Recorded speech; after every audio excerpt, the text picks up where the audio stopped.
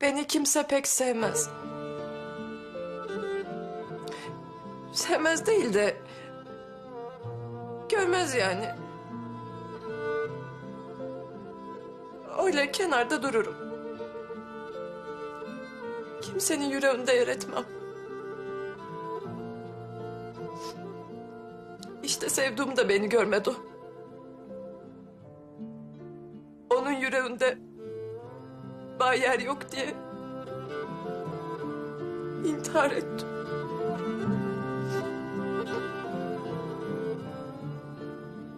Bu dünyada bir yerim olsaydı canıma kıymazdım belki. Ama bu dünyada bağ yer yok. Yok. Şimdi o bir dünyada da yok.